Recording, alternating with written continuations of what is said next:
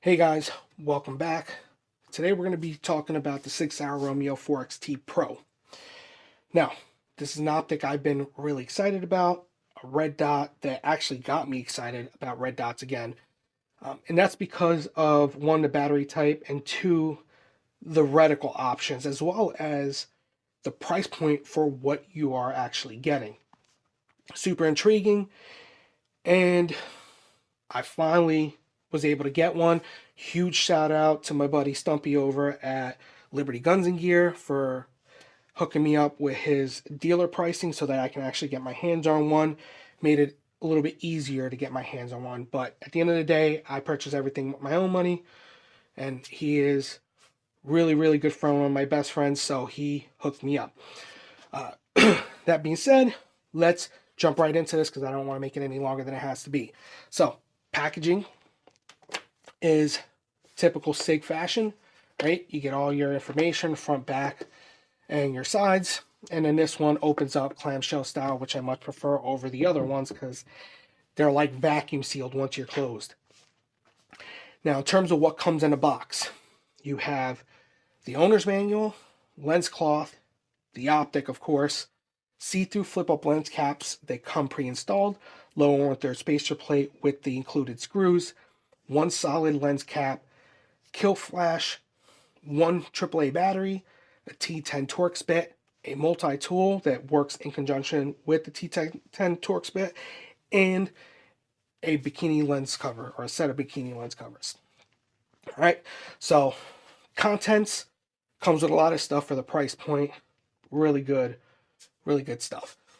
In terms of the specifications go, 1x magnification, 20 millimeter housing, comes with the quad reticle design, or their quad reticle design. So you have a 2 MOA red dot, which is the setting that it comes set to from the factory, 4 dot BDC, a circle dot, so 65 MOA ring with a single dot, and then a circle dot with BDC. And these can all be utilized or selected through by simply pressing the up and down buttons for your illumination settings, holding them simultaneously for 3 seconds, and every 3 seconds it'll cycle to the next one until you land on the one that you want. Simply just let go, and that's how it's set. The windage and elevation come capped, as you can see here, and they are recessed as well, so super robust design. It does utilize, or does offer rather, 100 MOA of adjustment for both the windage and elevation. Utilizes half MOA adjustment clicks, which is more than fine for a red dot. Dimensions are as follows: 3.4 inches long, 2.5 inches tall, 2.2 inches wide, and they advertise the weight of 7.4 ounces. However, if you're going to run it with the lower 1/3 spacer plate, as I have it on my setup, it's going to weigh in at 8.6 ounces, at least it does on my scale. Utilizes a single AAA battery to power it. It is advertised 50,000 hours of runtime, but doesn't specify what setting that was tested at. It does offer their MOTAC technology, which is motion activated, essentially shake awake. And with that technology, they're saying over 50,000 hours of runtime. Now, the nice thing about the MOTAC is it shuts the optic off after 120 seconds or 2 minutes of non-use. And then upon any movement or even vibration, because it's that sensitive, it will turn back on. It limits wasteful usage, but it's also there when you need it as soon as you make any type of contact with that rifle or AR pistol in my case. In terms of the illumination settings, if you download the manual online, it says 10 daytime, 2 night vision. However, it is 9 daytime, 3 night vision, and this has been confirmed, and you'll see that later in the video. It does come with the IPX8 waterproof rating. Now, the parameters for that rating is based upon the manufacturer and what they want to test it up to for that particular rating. In this case, Sig Sauer claims, or at least got the IPX waterproof rating for submersion up to 20 meters for up to 2 hours without any type of intrusion. It does include the infinite guarantee warranty. However, the electronics are only covered for the first 5 years from the date of manufacture, which is a huge miss in my opinion. Come on, Sig. Your Chinese counterparts are outdoing you guys. It seems like all the big players are doing this. I can get a red dot from some Chinese manufactured product and get a full lifetime warranty, even on electronics, but something that's made for duty use, that's super robust. I'm only getting 5 years of coverage. That's unacceptable in my opinion, and it's never going to be acceptable in my opinion. In terms of color options, you have black and FDE, and the MSRP for the black is $579.99 or $599 for the FDE. All right, that's out of the way.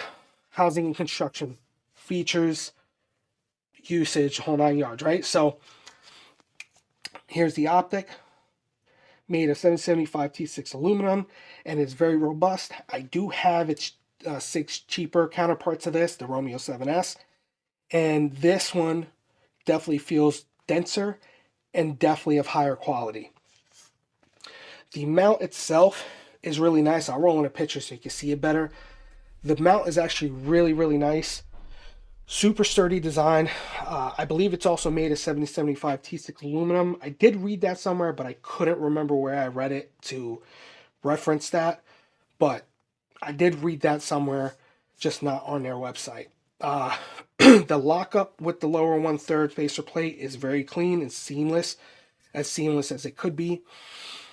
I did check the return to zero capabilities on this at 50 yards, and you should be seeing the results of it. 3 rounds at 50 yards, remove the optic, mount it back up, torque it to spec, another 3 yards at 50 yards, or another 3 rounds at 50 yards, and all the rounds landed basically in the same area on top of each other, essentially, aside from one. But that was from my first 3 rounds I shot. One thing that I really appreciate, and I think it's something that needs to be done on all of these optics with removable mounts, is the inclusion of Healy coils, and they do that on the 4XT Pro. Fantastic feature. It's a must in my opinion.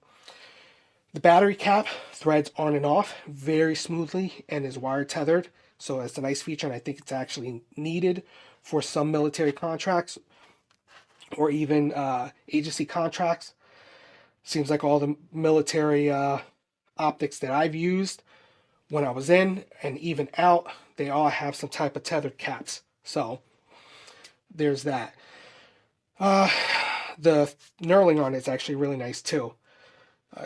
The see-through flip-up lens caps are some of the nicest I've seen and seem to be made of aluminum as well. They don't flex or feel like plastic. They mount seamlessly as the threads are inverted, so it threads into the optic, not onto the optic. And when you remove the flip-up lens covers, you can't even tell that anything attaches there to the front or the rear of the optic. The only downsides that I found with these flip-up lens caps is it does reduce the field of view within the optic slightly, but it's magnified how much that affects it because it's only a 20 millimeter tube. So that I don't like, but they are really nice. The rear cap did knock loose a couple times under use. I don't know what I can do further without destroying anything to tighten it any tighter, but I kept knocking it loose somehow under use. And then the lenses themselves on the flip-up caps, they smudge really easy. Any type of contact with it, even if it's not your hands, will leave some type of smudge, and that was really frustrating for me. Nice thing is, you could just remove it, and I'm probably going to do that with this. And if you plan on running it with a magnifier, like I do, I highly suggest removing it. It's just going to make your life a lot easier. The turret caps are knurled very nicely. The elevation cap has a protruding center section that allows it to be used as an adjustment tool in a pinch. The windage cap also has that same protrusion-like thing, except it's recessed. So what that allows is for you to take the elevation cap and marry it to the windage cap so that you could extend it as a knob and either tighten it or loosen it with better ease.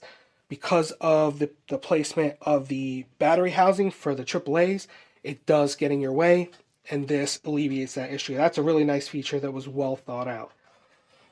The turrets they're very tactile, definitely positive, and they take quite a bit of force to move it from detent to detent. But they do have a little bit of mush, and they're not very audible. Both of those things I don't care about. They have no effect on the reliability. Some people get a little bit anal about that stuff, and whatever floats your boat. But in my opinion, as long as the detents are solid and they don't turn too easily, I have nothing to worry about in terms of potentially losing zero or having any type of hit causing it to bump off of its zero. I will say that the caps are knurled very nicely, if I didn't mention that already, and it makes it taking them off and putting them back on, even with gloves, it was very easy, even being subdued or recessed the way it is into the housing. The top mounted buttons are also very nice, rubberized, and they have a tactile click when pressed. The night vision override button is centered between the up and down buttons. It is also protruding, so it sticks up further than the up and down buttons. This is so that you can distinguish the buttons under extreme low light conditions. You can just feel and know where you're at. With the night vision override button protruding more than the others, I can see how accidental activation could happen. This is something that the guys at T-Rex Arms did talk about when they tested this optic. I did not have that during my actual shooting training or anything like that, or during a class.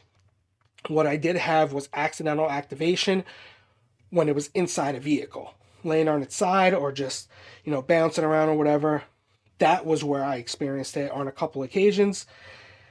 So T-Rex Arms did partner with 100 Concepts to create a shroud that recesses that button to alleviate any potential issues.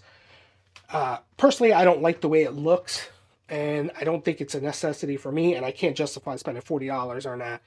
But if you are a professional and this is something that's definitely a concern, you have an outlet for mitigating those issues. But you have to get it through T-Rex Arms. It's exclusively through T-Rex Arms, so you can't get it through 100 Concepts website. So there's that. As far as the glass is concerned, the glass is very clear. There is the slightest hint of blue tint. However, only under low light conditions, outdoors, or dimly lit indoor conditions was it ever really noticeable, and only when I was actually trying to look for it. When I was working within enclosed areas or in low light conditions, just practically shooting or running, dry fire drills, I never actually noticed that slightly bluish tint. But during the bright days, I never really noticed it. And to expand further on that, I did notice that when you're looking at things in the surrounding areas, especially when it's well lit, the image inside the optic looks more vivid and crisper. I don't know if I can get this on camera. I will if I can and show it to you, but things it almost looked like I was viewing things through an HD lens. Now, I know the Sig does exceptionally well with their coatings on their glass, so that could be the issue. I personally don't know, but from my use, it's definitely looks like HD, like you're looking through an HD film. In terms of the use with the magnifier, still very clean and clear with no distortion or muddiness, even in low light conditions. In terms of the 2 MOA dot, it is very clean, even with my eyes, which I have a pretty substantial astigmatism. As you reduce the brightness, you can see the dot is an actual dot and not a hash or tic-tac type shape like some lower budget options on the market are.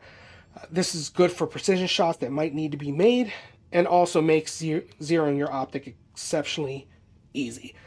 The emitter itself does not protrude into the field of view, and I did not experience any scenario where I noticed where the emitter was. But if you go looking for it, you'll see the slightest flat spot in the lower left side of the your field of view, and it's not, there's nothing there that's gonna annoy you or stick out how in any fashion.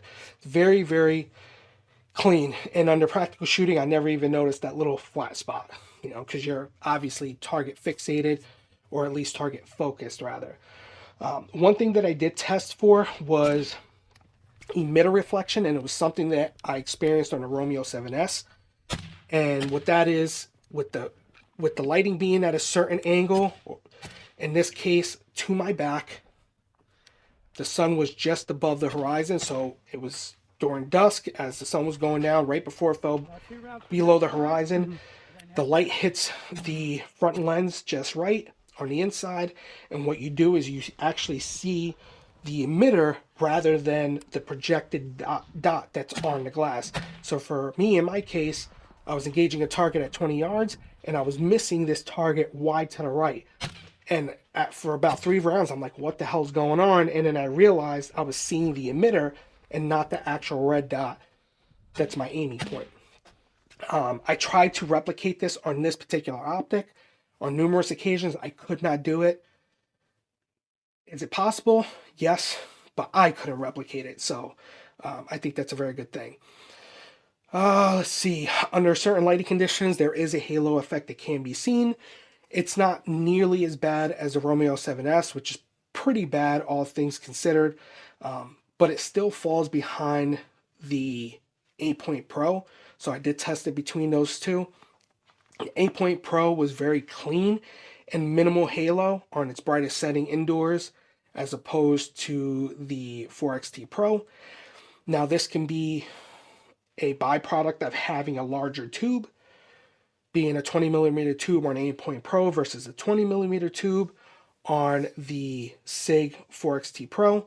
But it does seem like it protrudes less into the field of view, and the halo itself looks cleaner with less spill than the Romeo 7. And this is just me noting what I've seen. However, under actual shooting conditions in low light, I never noticed the actual halo. Like it wasn't bad where it comes into your field of view and it's distracting, like the Romeo 7S can be if you have it too high.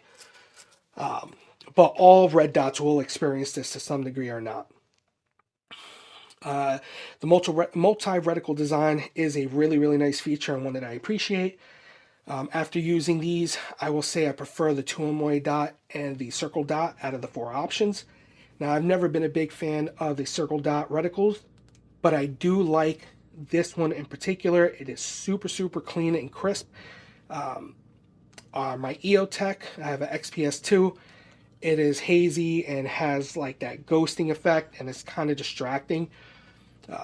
That was not the case with the circle dot on the 4XT Pro. Now, I do like the ability to run the BDC dots for use with the magnifier, as it provides me with holds at various distances. Now, I did, with this 12.5 running PMC X-Tac 55 grain, I have holds out to 560 yards, and I had ran this data through Straylock Pro. Unfortunately, I wasn't able to test it out at the time of my actual testing because the range that has 600 yards available hasn't opened yet, or wasn't open when I had the ability to go out there. So unfortunately, I couldn't test it at this time, but I will in the future, and I will report back later on how it works with the magnifier. Again, running my Juliet 3X Micro. As for the motion activated tech, I love it. I think every red dot and every optic should have it. If it has illumination, it should have some type of shake awake feature. I'd say the MOTAC on the 4XT Pro is far more sensitive than the 7S. In comparison, the 7S, I can pick it up very slow and not trigger it, where this one, if it's on my tripod and I walk by it, just the vibration of me walking by will trigger it. So very, very responsive. I do like that feature. And again, with it only running for about 2 minutes of non-use before turning off, you don't have to worry about any useful or wasteful use of the battery. Under night vision use, I found the night vision override button to be very intuitive and easy to use, especially under extreme low light scenarios. You can just feel for it and then activate it. The glass is exceptionally clear under night vision use with lots of light transmission.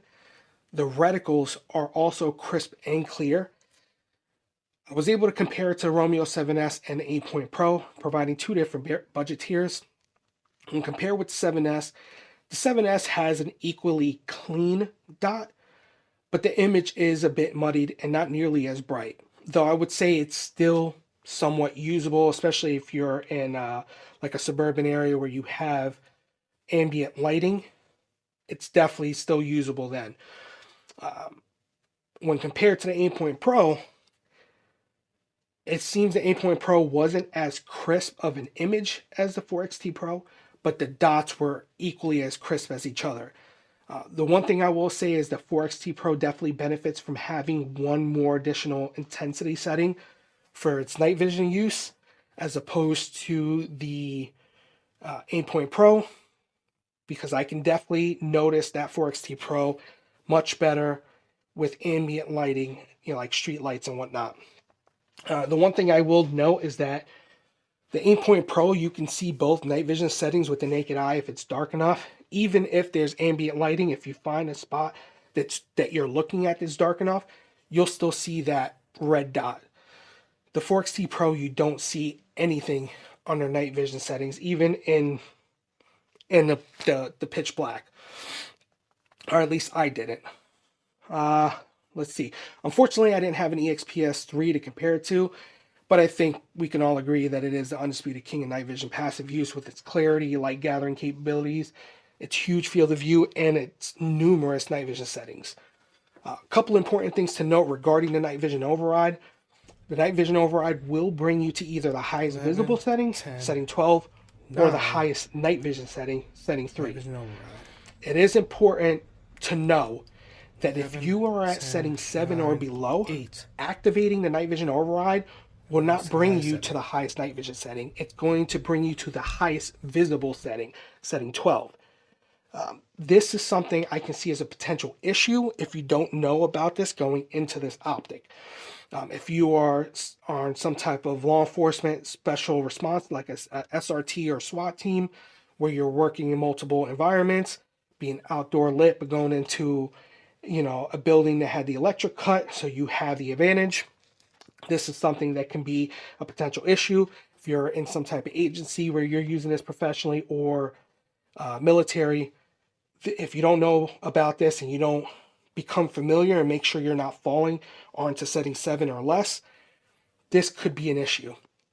So just know that going forward, if you're below setting 7, if you're at setting 7 or below, activating your night vision will take you to the highest visible setting of setting 12 instead of your intended action of going to setting 3 for your night vision. So just know that going forward. Now, final thoughts.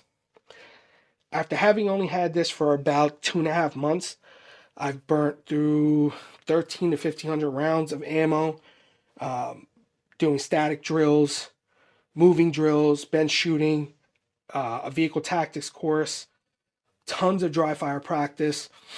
I can say that I really, really like this optic. I really like this optic. It provides me the ability to be fast under standard red dot shooting conditions, or shooting distances rather, while allowing me to capitalize on accuracy during more precise shooting or longer distance engagements with its BDC reticle options and its clear image under magnified use. The manipulation of the brightness selection buttons, night vision override, and reticle selection settings are all intuitive and easy. The image through the optic is very clear, again, and the dot is very clean with little flaring, even with my astigmatism compared to other red dots that I've used. The addition of the 1/3 spacer plate is welcome, as it is my preferred optic height for red dots. I don't prioritize passive shooting, but if I have to, I can still do it with the lower 1/3. It's not the easiest, but if you practice, it is easy. The flip-up lens covers The mount, the kill flash, all the additional tools and add-ons are all fantastic in my opinion. The night vision capabilities seem to be top notch. Couple all that with the price, and that leads me to believe that this is the best price to performance red dot currently on the market. Now, I know someone somewhere is going to be asking the question, what about the T2, right? The 8-point T2. To that I say, it's not in the conversation. And the reason for that, while it may be the reigning king of red dots, it actually has a lot going against it. For one, it is extremely cost prohibitive, coming in at, as the time of this filming, I checked $923 for the black variant without a mount. The only thing you're getting with that is flip up lens covers. It's still utilizing a design that's well over a decade old, and as far as I know, there's been no generational changes or updates. It offers none of the reticle options the 4XT Pro does. Offers none of the additionals besides the flip-up lens covers. The only thing the T2 offers over the 4XT Pro is the track record. Professional use track record. Now, even then, SIG has been utilized by agencies in other foreign militaries. Most famously, Christian Craighead. He's the SAS operator that went into the building in Africa and just murked a bunch of fucking terrorists and saved a ton of people. Now, he was using an older Romeo 4 variant. However, he was running that and it seemed to hold up. Now, I don't know how long he was running those or if the whole unit had those, but if it was good enough for an SAS guy to run that professionally, I think that there's something to be said in that regard. You know, even if you compare them even further to the T2, SIG even offers a better warranty, even though I still don't find it satisfactory because of that 5-year bullshit with the electronics. It's still better than what Aimpoint offers. And if you don't believe me, you can go look it up. It's actually not very good. All that being said, as of the time of this review and all things being considered, this is my #1 red dot of choice if you're looking for a duty rated option that punches well above its price point. So, guys, thank you for watching. Let me know what you think of this review. Am I right? Am I wrong? Am I somewhere in the middle? Do you have this optic? If you do, what has been your experience with this optic? I'm genuinely curious.